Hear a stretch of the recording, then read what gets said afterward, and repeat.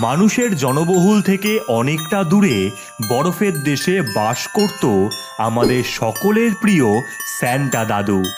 December মাসে বড়দিন উপলক্ষে সকল বাচ্চাদের উপহার দেওয়ার জন্য নানান রকমের উপহার গোছাচ্ছিল সে।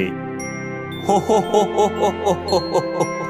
মেরি ক্রিসমাস বাচ্চারা, মেরি ক্রিসমাস দাদু। তোমাদের সকলের গিফট পছন্দ হয়েছে তো? হ্যাঁ দাদু। বাহ বাহ বাহ।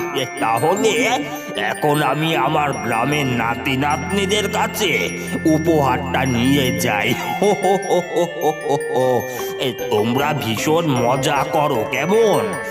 হো হো হো হো হো হো হো। স্যান্টা দাদু যেই গাড়িতে চড়বে ঠিক সেই সময় সেখানে আসে ভূতের দল। কোথায় যাবি রে বুড়ো? হ্যাঁ, ওই লোভী বাচ্চাগুলোকে উপহার দিতে?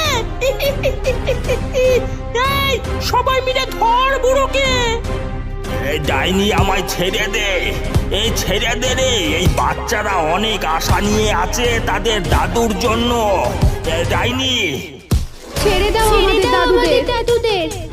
এই পুচকের দল, এই নে গিলি গিলি বুম হয়ে যাও বরফ।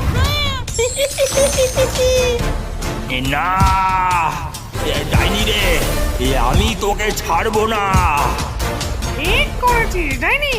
এইবার এই বুড়োটার ব্যবস্থা কর। অনেক হয়েছে রে বুড়ো, অনেক অনেক।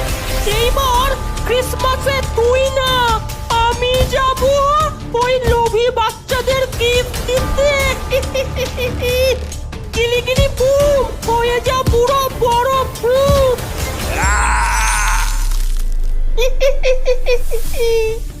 মন্ত্র বলতেই বাচ্চাদের প্রিয় স্যান্টা দাদু আর তার নাতনিরা সকলেই বরফে পরিণত হয়ে যায়।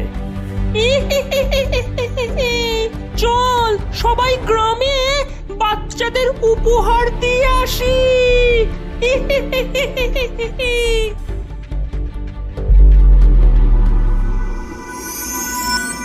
লন্ডনপুর গ্রাম ক্রিসমাস রাতে আলোকসজ্জায় মেতে উঠেছিল।